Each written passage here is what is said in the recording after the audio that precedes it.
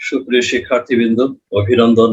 আমার ইউটিউব চ্যানেলের নাম আমার HSC physics and actual platform for knowing physics. উচ্চ মাধ্যমিক পদার্থবিজ্ঞান, তাপগতিবিজ্ঞান। আমি উচ্চ মাধ্যমিক পদার্থবিজ্ঞান, তাপগতিবিজ্ঞানের ধারাবাহিক ভিডিওগুলি নিয়ে আসছিলাম। আমি লেকচার কোড 2P1L5 লেকচারের আজকে তৃতীয় ভিডিওটি নিয়ে আসি। দ্বিতীয় ভিডিওটিতে যেসব বিষয়বস্তু থাকছে সেটি এন্ট্রপির প্রত্যাবর্তী বা স্বতঃস্ফূর্ত প্রক্রিয়া বা স্বতঃস্ফূর্ত বা অপ্রত্যাবর্তী প্রক্রিয়ার ক্ষেত্রে এন্ট্রপির গাণিতিক এবং তাত্ত্বিক যে সম্পর্কগুলি সেটি নিয়ে আমরা আসবো। এই স্লাইডে আমরা দেখছি কাঠকে পোড়ানো হচ্ছে। কাঠ পুড়িয়ে কয়লা। কাঠ পোড়ানো একটি একমুখী বা অপ্রত্যাবর্তী প্রক্রিয়া, কারণ কাঠের কয়লা থেকে আবার কাঠ ফেরত পাওয়া সম্ভব নয়। এই অপ্রত্যাবর্তী বা স্বতঃস্ফূর্ত প্রক্রিয়ার ক্ষেত্রে আমরা এন্ট্রপির গাণিতিক এবং তাত্ত্বিক সম্পর্কগুলি দেখব। এখানে দেখছি চিত্রে এক বস্তু উচ্চ তাপমাত্রার এর তাপমাত্রা T1 এবং বি অপর একটি বস্তু নিম্ন তাপমাত্রার বা শীতল অঞ্চল এর তাপমাত্রা T2। T1 greater than T2, তাই ডেল্টা কিউ পরিমাণ তাপ পরিবাহকের সাহায্যে এ বস্তু থেকে বি বস্তুতে পৌঁছাবে। সুপ্রিয় শিক্ষার্থীবৃন্দ, আমরা এই ঘটনাটিকে ভাষাগতভাবে একটু প্রকাশ করি। এ ও বি দুটি বস্তু পরস্পরের সঙ্গে স্পর্শে আছে। এটি তাপ পরিবাহকের মাধ্যমে, এটি তাপমাত্রা T1 T2, T1 greater than T2। ফলে তাপ অর্থাৎ ডেল্টা কিউ পরিমাণ তাপ এ থেকে বিতে পৌঁছাবে বা শীতল বস্তুতে পৌঁছাবে।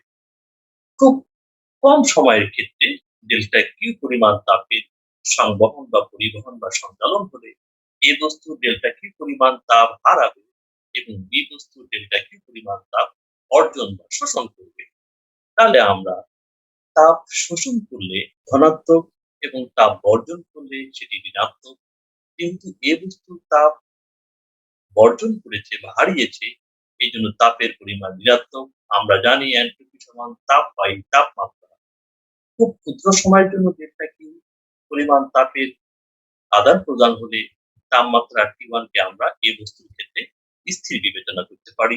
তাহলে এ বস্তু এন্ট্রপি হ্রাস করবে ডেল্টা কিউ পরিমাণ তাপ বর্জনের কারণে।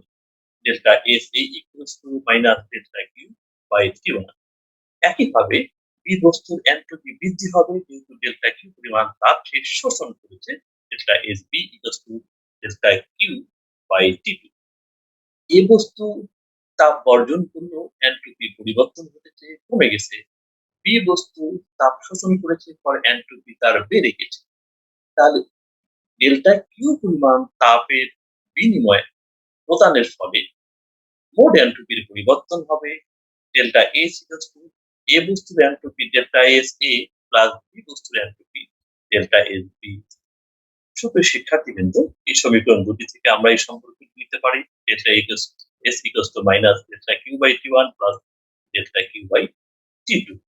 তাহলে ডেল্টা কিউ কমনের এরিথমেটিক সমীকরণ আমরা পেয়ে যাই 1 বাই T2। T2 ক্ষুদ্র হয় 1 বাই T2 বড় সংখ্যা হবে, T1 বড় হয় 1 বাই T1 ছোট সংখ্যা হবে। বড় সংখ্যা থেকে ছোট সংখ্যাটি বিয়োগ করলে আমরা একটি ধনাত্মক মান পাবো। যেহেতু T1 greater than T2, তাই ডেল্টা এস greater than 0, অর্থাৎ 0 থেকে বড় সংখ্যা হবে, ধনাত্মক হবে।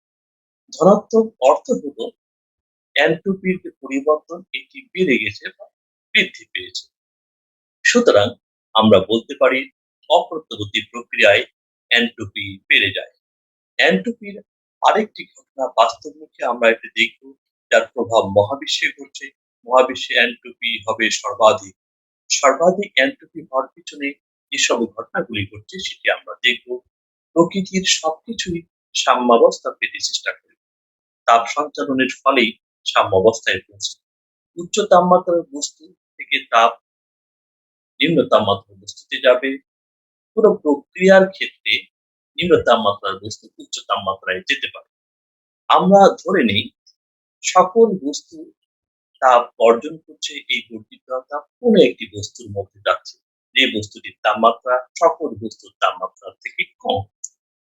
তাহলে উচ্চ তাপমাত্রার বস্তুগুলো তাপ ছেড়ে দিয়ে নিম্ন তাপমাত্রার বস্তুটিদের পৌঁছালে একদিন দেখা যাবে বা কোনো এক সময় তারা একই তাপমাত্রায় উপনীত হবে। নিম্ন তাপমাত্রার বস্তুটি সকল বস্তুর তাপমাত্রার সমান হয়ে গেলে তাপের আর আদান প্রদান ঘটবে না, যেটি আমরা আগে শিখেছিলাম। এটি তাপগতিবিদ্যার শূন্যতম সূত্র। তাহলে যতই সিস্টেমগুলো সাম্যাবস্থার দিকে যাবে ততই এন্ট্রপি বাড়তে থাকবে, অর্থাৎ ব্যবহার্য তাপের পরিমাণ কমে যাবে। বস্তু যদি তাপ শোষক হয়ে যায়, এই শোষিত বা বর্জিত বা অপচয়মূলক তাপ দ্বারা কখনো কাজ সম্পাদন করা সম্ভব নয়। এ কারণে তাপ থেকে কার্য সম্পাদনের সম্ভাবনা কমে যাবে এবং এন্ট্রপি বাড়তে থাকবে।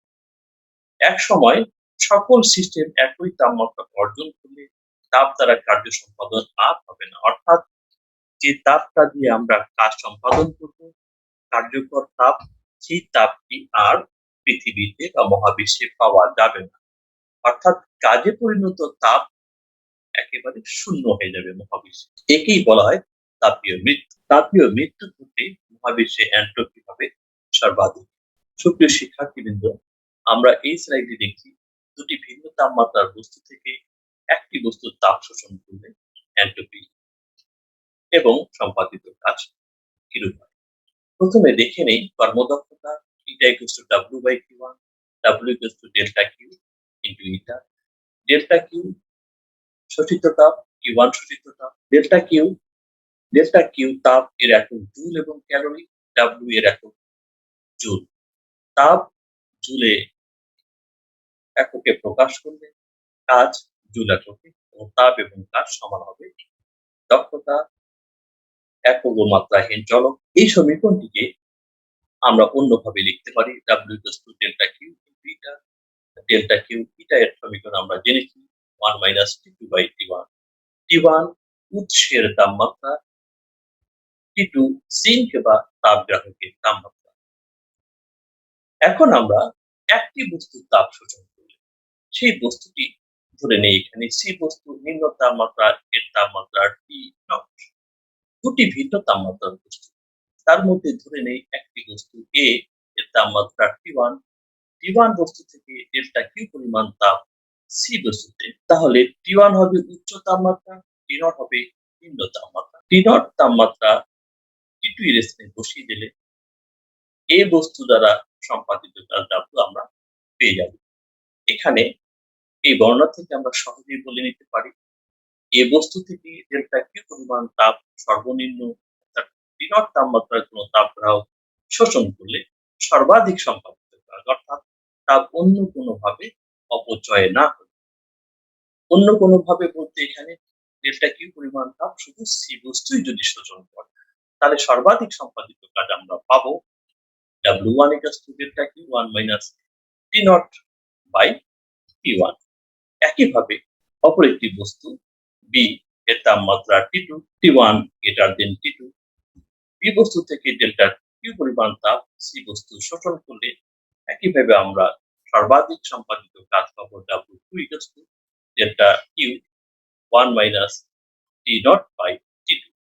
এখানে B বস্তুর ক্ষেত্রে উচ্চ তাপমাত্রা T2 এবং নিম্ন তাপমাত্রা T0, তাই T0 উপরে T2 নিচে। এ বস্তু থেকে ডেল্টা কিউ পরিমাণ তাপ সি বস্তু শোষণ করলে এবং বি বস্তু থেকে শোষণ করলে যে পরিমাণ সম্পাদিত কাজ W1 এবং W2 আমরা পেলাম, ডেল্টা কিউ অপচয়কৃত তাপ এর সমতুল্য কাজ এখন আমরা বের করব।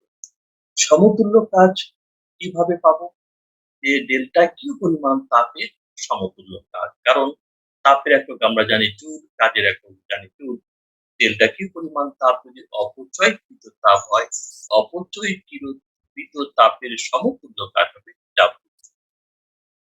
T1 greater than T2 হয়, W1 greater than W2 হবে, কারণ T0 by T1 এই সংখ্যাটি ছোট পাবো, 1 থেকে ছোট সংখ্যা বাদ দিলে এই ফলাফলটি বড় পাবো।